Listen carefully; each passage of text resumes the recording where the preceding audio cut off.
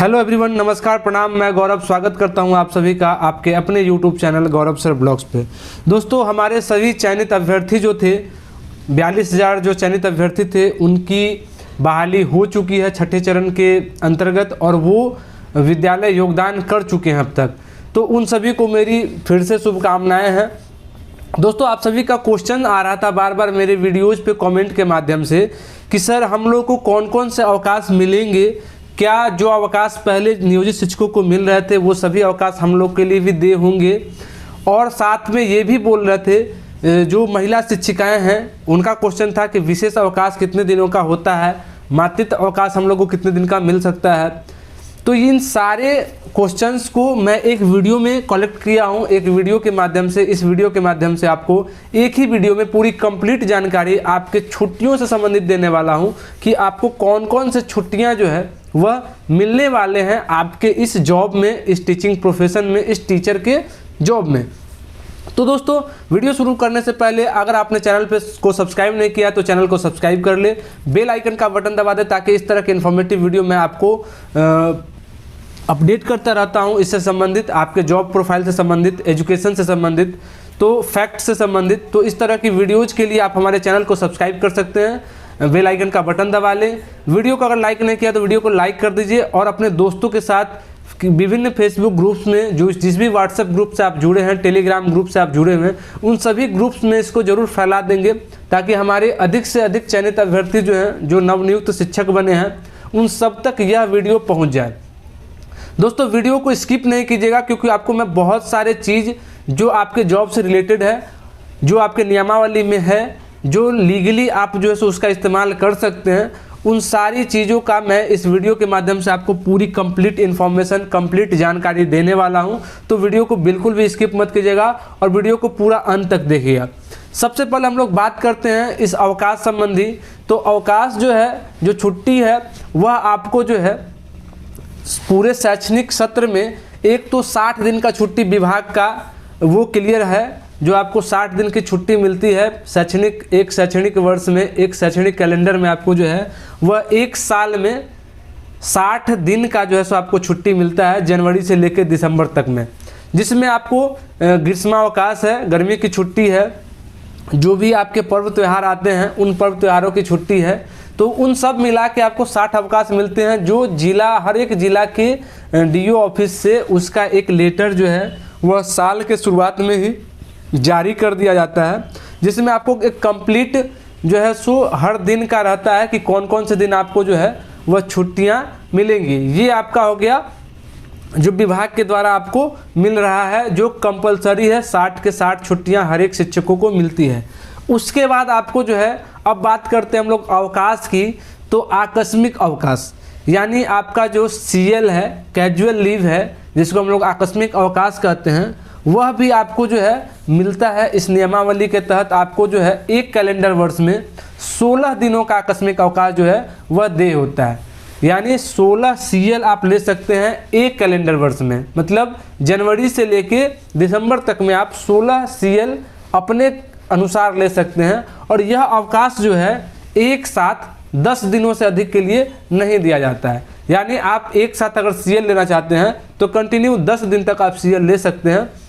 लगातार आपको अगर कोई काम पड़ गया तो 10 दिन तक कंटिन्यू आप CL ले सकते हैं, लेकिन 10 दिन से अधिक आप एक साथ में 10 CL का इस्तेमाल नहीं कर सकते हैं। ये जो है, इसकी स्वीकृति जो है वह आपको प्रधानाध्यापक के थ्रू मिलती है। आपके विद्यालय के जो प्रधानाध्यापक होंगे उनके थ्रू जो है वह इस छुट्टी का सेंशन होता है, यानी आपको जो है वह प्रधानाध्यापक के माध्यम से इसकी जो है स्वीकृति लेनी पड़ती है। और इसके जो देने वाले जो हकदार हैं, जो इसको आपको सेंशन करते हैं, वह हेडमास्टर होते हैं, आपके विद्यालय के जो प्रभारी प्रधानाध्यापक होंगे वो होंगे। अब हम लोग बात करते हैं विशेष अवकाश की। तो विशेष अवकाश जो है वह महिला शिक्षिकाओं को दिया जाता है, यानी अगर आप महिला शिक्षिका हैं तो आपको प्रत्येक माह में 2 दिनों का विशेष अवकाश अनुमान्य होगा। यह अवकाश भी जो है यह अवकाश जो है महिला प्रधान शिक्षक को भी दे होगा, यानी अगर कोई HM है, कोई प्रभारी प्रधानाध्यापक है और वो महिला हैं तो उनको भी यह अवकाश जो है वह मिलता है। तो आपको महीने में 2 दिन का विशेष अवकाश आपको मिलेगा, स्पेशल लीव मिलता है जो महिला शिक्षिकाओं को मिलता है, और यह प्रत्येक माह में आपको मिलना है। हर माह में आप अपने सुविधानुसार 2 दिनों का विशेषावकाश आप ले सकते हैं। और इसकी भी जो स्वीकृति है, इसकी स्वीकृति भी आपको मिलती है HM के माध्यम से। आप अपने HM से इसको स्वीकृत करवा सकते हैं। अब तीसरा जो है वह आता है आपका मातृत्व अवकाश। कहने का मतलब है कि वैसा अवकाश, ये अवकाश भी जो है वह महिला शिक्षकों को ही, महिला शिक्षिकाओं को ही दिया जाता है। इसमें जो है आपको पहले 2 संतान के लिए आप जो है वह मैटरनिटी लीव ले सकते हैं, मातृत्व अवकाश ले सकते हैं, और यह आपको मैक्सिमम 180 दिनों का होता है। यानी महिला शिक्षक को 180 दिनों की मातृत्व अवकाश मिलती है। 180 दिनों की मातृत्व अवकाश की हकदार होंगी महिला शिक्षिकाएं। और मातृत्व अवकाश का लाभ जो है वह मात्र पहले 2 संतानों के लिए ही होगा। यानी ये आपका मस्ट है, आपको जो है वह मात्र 2 संतान जो होंगे, पहले 2 संतान होंगे, उनके लिए ही आपको जो है मातृत्व अवकाश दिया जाता है। और यह अवकाश जो है महिला प्रधान शिक्षक को भी दे होगा। यानी अगर कोई प्रभारी HM है जो महिला शिक्षिका हैं तो उनको भी यह अवकाश मिलता है। यह अवकाश आपको कहाँ से मिलेगा? तो यह अवकाश आपको आपके विद्यालय शिक्षा समिति जो होती है उसकी अनुशंसा पर नियोजन इकाई के द्वारा दे होता है। अब आते हैं पितृत्व अवकाश पे। तो जैसे मैटरनिटी लीव मिलता है महिला शिक्षिकाओं को, उसी तरीके से पुरुष को भी पितृत्व अवकाश की व्यवस्था है, की सुविधा दिया गया है। और इसमें आपको पैटर्निटी लीव में आपको क्या है, यह आपको 15 दिनों के लिए आपको मिलता है। यानी अगर आप पुरुष शिक्षक हैं और तो आप पहले 2 संतानों के लिए 15 दिनों का पितृत्व अवकाश के हकदार आप होंगे। अगर आप पितृत्व अवकाश लेना चाहते हैं तो वह जो है आप मात्र पहले 2 संतानों के लिए ही ले सकते हैं। यह अवकाश पुरुष प्रधान अध्यापक को भी दे होगा। यानी अगर आप प्रभारी हैं और पुरुष हैं तो आपको जो है 15 दिनों का फिर भी आपको पितृत्व अवकाश दिया जाता है। और इसकी भी जो छुट्टी होती है, इसको जो अलाउ करते हैं, इसकी जो अनुमति देते हैं वह है विद्यालय शिक्षा समिति की अनुशंसा पर। विद्यालय शिक्षा समिति जो होती है, आपके विद्यालय में एक विद्यालय शिक्षा समिति होती है, तो उसी की अनुशंसा पर नियोजन इकाई के द्वारा यह दे होता है। तो हमारा नेक्स्ट जो अवकाश है वह है चिकित्सा अवकाश। चिकित्सा अवकाश कहने का मतलब है यह एक यानी मेडिकल लीव है। यह आपको 1 कैलेंडर वर्ष में 20 दिनों का चिकित्सा अवकाश चिकित्सा प्रमाण पत्र के आधार पर अनुमान्य होगा। यानी एक वैलिड चिकित्सा प्रमाण पत्र आपको शो करना होगा और उसके आधार पर आपको 1 कैलेंडर वर्ष में 20 दिनों का चिकित्सा अवकाश दिया जाता है। पूरी सेवा अवधि में आपको जो है कुल 120 दिनों तक ही चिकित्सा अवकाश संचित होगा। यानी आप अपने पूरे सर्विस पीरियड में कुल 120 दिन तक ही चिकित्सा अवकाश जो है वह ले सकते हैं। किसी भी 1 कैलेंडर वर्ष में यह अवकाश 90 दिनों के लिए ही एक साथ लिया जा सकेगा। आप अगर चाहेंगे तो 120 दिन में आप जो है 90 दिन किसी 1 वर्ष में भी ले सकते हैं। यानी किसी भी 1 कैलेंडर वर्ष में आप यह अवकाश 90 दिनों के लिए एक साथ ले सकते हैं।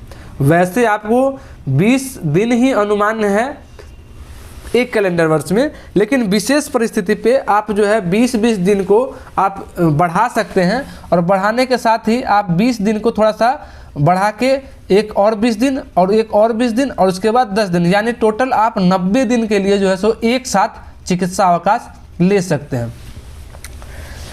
उसके बाद क्या है, यह जो है इसे आकस्मिक अवकाश के साथ या पूर्व या पश्चात जोड़ा जा सकेगा। यानी इसको जो है इसके साथ आप 10 दिन का आकस्मिक अवकाश भी ले सकते हैं तो आपका 100 दिन हो जाएगा। या आप इससे पूर्व भी 10 दिन का CL ले सकते हैं जो आपका अपना निजी राइट है, तो वो भी आप जोड़ के मैक्सिमम 100 दिन इसको बना सकते हैं। लेकिन चिकित्सा अवकाश आपका जो होगा वह एक साथ 90 दिन के लिए ही आप ले सकते हैं। अब आता है अर्जित अवकाश। यह शिक्षकों को प्रथम 2 वर्ष की सेवा के उपरांत प्रत्येक वर्ष में 11 दिनों की छुट्टी अर्जित करते हुए अधिकतम 120 दिनों तक संचित होगा। यानी 120 दिनों से अधिक अर्जित अवकाश जो है वह स्वतः समाप्त हो जाता है। नेक्स्ट आपको मिलता है अध्ययन अवकाश।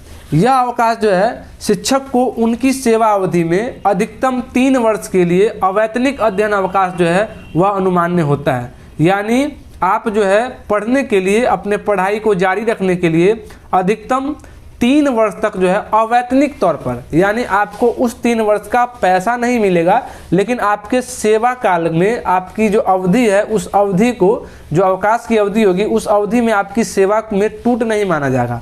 आपके सर्विस बुक पर उसको सर्विस ब्रेक नहीं समझा जाएगा, वह आपका कंटिन्यू रहेगा।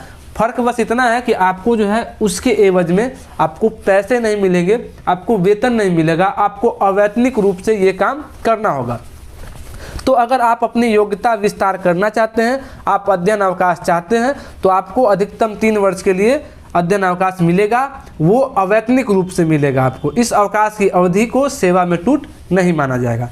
यह अवकाश योगदान के 3 वर्ष की न्यूनतम कालावधि पूर्ण करने के उपरांत ही देय होगा। यह एक इम्पोर्टेंट है, यानी आपको जो है यह अध्ययन अवकाश जो है कम से कम आप अपने सर्विस का 3 साल कंप्लीट कर लेंगे, उसके बाद ही आपको मिलेगा।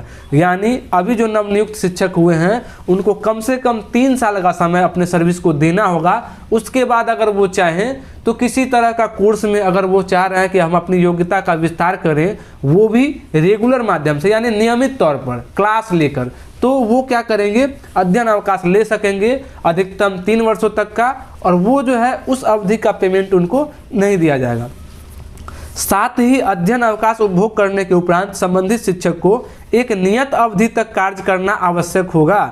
यानी आपको एक शपथ पत्र भरवाया जाता है अध्ययन अवकाश में, उसमें आपको जो है एक टाइम बॉन्ड भरवाया जाता है कि आप न्यूनतम इतने वर्ष तक जो है, जो भी उसका रूल रेगुलेशन है उसके हिसाब से, कि आप न्यूनतम इतने वर्ष तक जब भी आप आएंगे अवैतनिक अवकाश के बाद, तो इतने वर्ष तक आप उस जॉब को यानी टीचिंग जॉब को नहीं छोड़ सकते हैं। तो नियत अवधि तक कार्य करना आपको जो है वह आवश्यक होगा।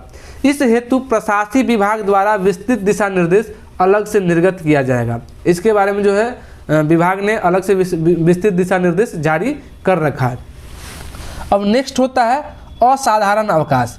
यह जो है असाधारण अवकाश जो है वह उपयुक्त अवकाशों के अतिरिक्त किसी कारणवश एक कैलेंडर वर्ष में 30 दिनों की अवधि के लिए अवैतनिक और साधारण अवकाश अनुमान्य होगा। यानी आप किसी कारणवश, यह अवकाश एक बार आप समझ लीजिए, किसी कारणवश आप जो है 30 दिनों तक बिना सूचना के आप अनुपस्थित हैं, तो आपको जो है अवैतनिक मानते हुए उस कैलेंडर वर्ष में आपको अवैतनिक मानते हुए असाधारण अवकाश आप जो है उसको सेंक्शन करवा सकते हैं। इसके कारण सेवा में भी टूट नहीं माना जाएगा। इसके कारण भी आपको सेवा में टूट नहीं माना जाता है। तत्पश्चात अनुपस्थित की अवधि को सेवा में टूट माना जाएगा तथा वेतन दे नहीं होगा। यानी इसके बाद अगर आपका जो है 30 दिन के बाद भी आप जो है सो अगर गायब रहते हैं अपने सर्विस से, 30 दिन के अलावे भी आप गायब हैं, तो 30 दिन के बाद आपके सर्विस कोड में टूट माना जाता है और वेतन जो है आपका पेमेंट जो है वह दे नहीं होता है। और अधिकतम 5 वर्ष तक आप कंटिन्यू अनुपस्थित रहिएगा अपने कार्यस्थल से,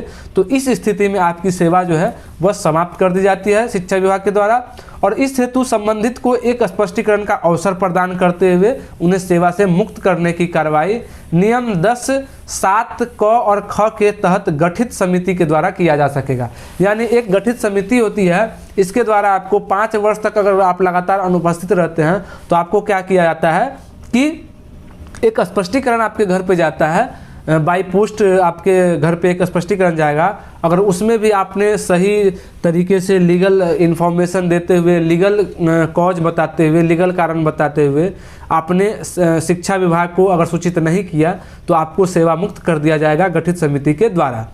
तो ये क्लियर है। आप 30 दिन तक अगर आप अनुपस्थित रहते हैं तो आपको अवैतनिक असाधारण अवकाश मिल जाएगा, उसको आप जो है अवैतनिक असाधारण अवकाश घोषित करवा सकते हैं। उसके लिए आपको पैसा नहीं मिलेगा, लेकिन आपकी सेवा में टूट नहीं माना जाएगा। आपका जो वरीयता है वो वरीयता उस जब से आपने ज्वाइन किया है उसी समय से आपकी रहेगी। लेकिन जैसे ही आप 30 दिन से ज़्यादा हो गए तो उसके बाद जितने दिन भी आपके सेवा में आप अनुपस्थित रहे 30 दिनों के बाद, उतने दिन आप जो है आपके सेवा में टूट माना जाएगा। और जैसे ही सेवा में टूट होता है तो आपका जो सर्विस है वह आपको नेक्स्ट डेट से, यानी उस डेट से फिर से शुरू होगी। यानी आपने पहले जो 5 वर्ष का, 4 वर्ष का, 3 वर्ष का जो अनुभव आपने प्राप्त किया होगा वह अनुभव आपका माइनस हो जाता है। और जिस दिन से टूट होता है उसके बाद से आपका काउंट जो है डे 1, डे 2 शुरू हो जाएगा। तो ये एक बहुत बड़ा जो है सो आपको घाटा मिलता है, बहुत बड़ा घाटे का सौदा है असाधारण अवकाश।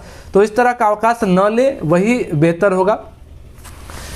अब आते हैं हम लोग कि अवकाश की स्वीकृति कौन करते हैं।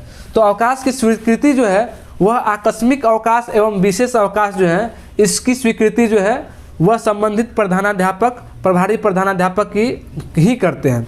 लेकिन बाकी जितने भी अवकाश हैं, आकस्मिक अवकाश एवं विशेष अवकाश को छोड़कर शेष सभी प्रकार के अवकाशों की स्वीकृति संबंधित प्रधानाध्यापक और प्रभारी प्रधानाध्यापक की अनुशंसा पर संबंधित नियोजन इकाई के सदस्य सचिव के द्वारा अध्यक्ष की सहमति से की जाएगी। आकस्मिक अवकाश एवं विशेष अवकाश की स्वीकृति संबंधित विद्यालय के प्रधानाध्यापक और प्रभारी प्रधानाध्यापक के द्वारा दी जाएगी। इस संवर्ग के प्रधानाध्यापक और प्रभारी प्रधानाध्यापक के आकस्मिक अवकाश एवं विशेष अवकाश की स्वीकृति संबंधित विद्यालय के विद्यालय शिक्षा समिति के अध्यक्ष के द्वारा दी जाएगी। शिक्षक और प्रधानाध्यापक की सेवा पुस्तिका के साथ उनका अवकाश लेखा का भी संधारण सम्यक रूप से किया जाता है। तो ये आपका जो है वह नियमावली के तहत लीगली जो आपका मिलेगा उन सारी अवकाशों की सूची थी, उन सारी अवकाशों की लिस्ट थी। आशा है कि आप सभी प्रकार के अवकाश आप सभी नवनियुक्त शिक्षक समझ गए होंगे। वीडियो अच्छी लगी होगी तो वीडियो को लाइक जरूर करेंगे, वीडियो को अपने दोस्तों के साथ अधिक से अधिक शेयर करें। आप जिस भी ग्रुप्स में जुड़े हुए हैं, टीचर्स ग्रुप में, जिस भी टेलीग्राम ग्रुप से आप जुड़े हुए हैं, जिस भी फेसबुक पेज या फेसबुक ग्रुप से आप जुड़े हुए हैं टीचर संबंधी, उन सभी ग्रुप्स में इस वीडियो को जरूर पोस्ट करें, ताकि जो भी शिक्षक हैं जिनको इस बात की जानकारी नहीं होगी या जो अभी नवनियुक्त शिक्षक हैं उनको इस बारे में जानकारी नहीं है, तो वो एक पूरा डिटेल जो है इस वीडियो के माध्यम से एक अच्छी इन्फॉर्मेशन आप अपने तक रख सकते हैं। मिलते हैं एक नेक्स्ट वीडियो में ऐसे इन्फॉर्मेटिव न्यूज़ के साथ, ऐसे इन्फॉर्मेटिव वीडियो के साथ। तब तक के लिए धन्यवाद। जय हिंद।